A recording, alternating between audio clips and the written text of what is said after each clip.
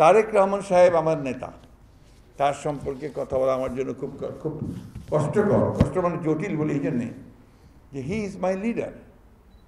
আমি তার সম্পর্কে আমি কথা বলি যে মানুষ নেতৃত্ব লাভ করে বেশ কিছুভাবে, কখনো লাভ করে আপনার জন্মগতভাবে, কখনো লাভ করে যেটা বলে মানে ওটা পারিবারিকভাবে আসে, কখনো সে সেটা অর্জন করে নিজের আপনার গুণ দিয়ে অর্জন করে, কখনো মানুষ নেতা বানিয়ে দেয়, তাই না?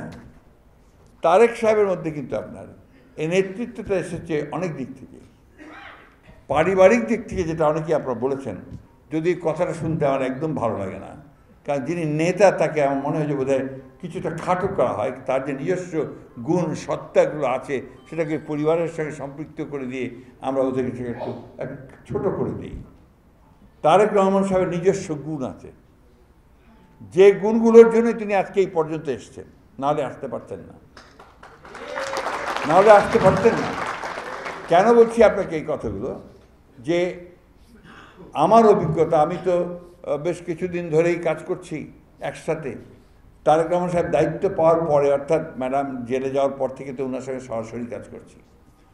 আমি দেখেছি যে অসাধারণ একটা সাংগঠনিক দক্ষতা আছে, এটা খুব কম রাজনীতিবিদের মধ্যে আছে, অসাধারণ।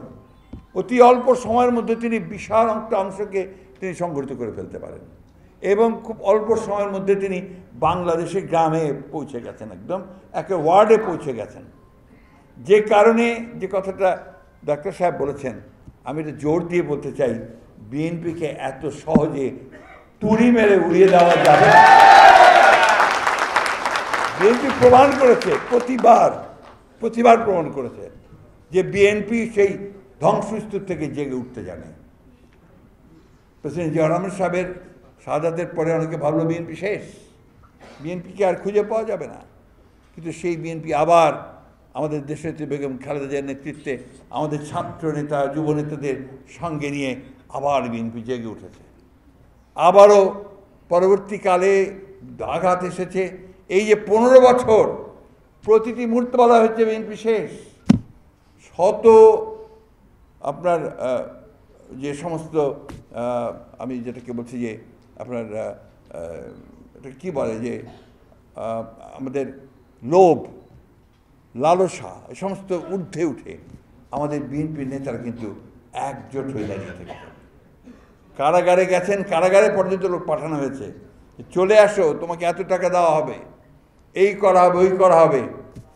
যায়নি কেউ, একমাত্র সাজানো বাদ দিয়ে বসবে, তো আর কেউ না, কেউ যায়নি। তো এই জিনিসগুলো কিন্তু আমাদের শক্তি, এটা আমাদের ইনহেরেন্ট একটা স্ট্রেংথ, এই স্ট্রেংথটাকে কিন্তু আমাদের কাজে লাগাতে হবে। আর আমি মনে করি যে বিএনপির যে বিশাল একটা যুব সমাজ আছে, ছাত্ররাও এখন উঠছে, এইটাকে একটু ইনডক্ট্রিনেট করেন, তাদেরকে বিএনপির রাজনীতিটা মাথার মধ্যে ঢুকানোর চেষ্টা করতে হবে।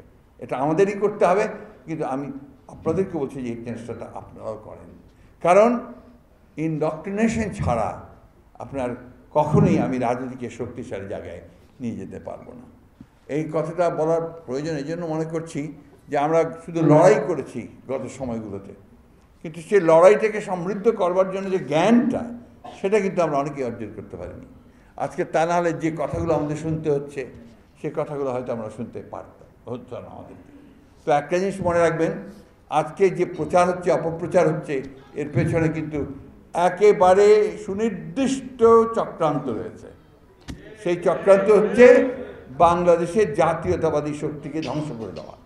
সেই চক্রান্তটা হচ্ছে যে নেতা যিনি উঠে আসছেন, যার একটা সম্ভাবনা দেখা দিয়েছে, সে তারেক রহমান সাহেবকে নিশ্চিহ্ন করা, তাকে খারাপ জায়গায় ফেলে দেওয়ার চেষ্টা করা। এই জিনিসগুলো কিন্তু সবসময় মনে রাখতে হবে আমাদের।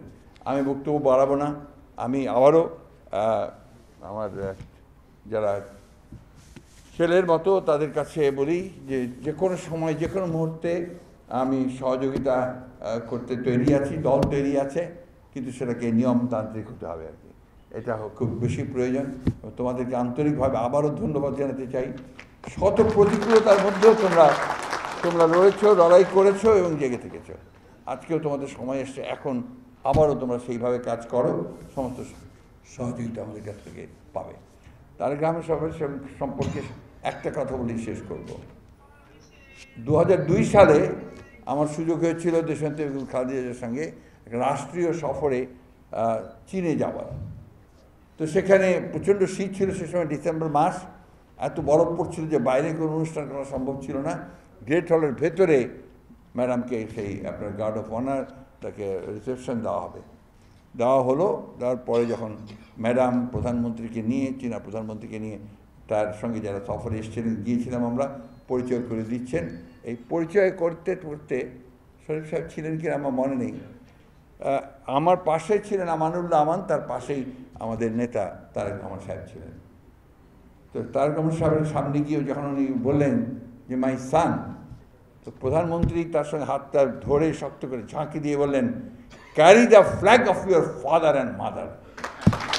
এই ফ্ল্যাগটাকে তারেক সাহেব ক্যারি করছেন দেখেই আজকে কিন্তু তারেক সাহেব। এই কথাটা আমাদেরকে সবসময় মনে রাখতে হবে। নির্যাতন সহ্য করেছেন, শারীরিক নির্যাতন সহ্য করেছেন এবং নির্বাসিত হয়ে থেকেছেন, একা থেকেছেন। এই যে একটা চরম একটা পরিবার থেকে বিচ্ছিন্ন হওয়া, সব কিছু মিলিয়ে তারপরে কিন্তু তারেক রহমান সাহেব মাথা নত করেননি তার মায়ের মতোই। তার মা যেমন মাথা নত করেননি, তিনিও তেমনি মাথা নত করেন।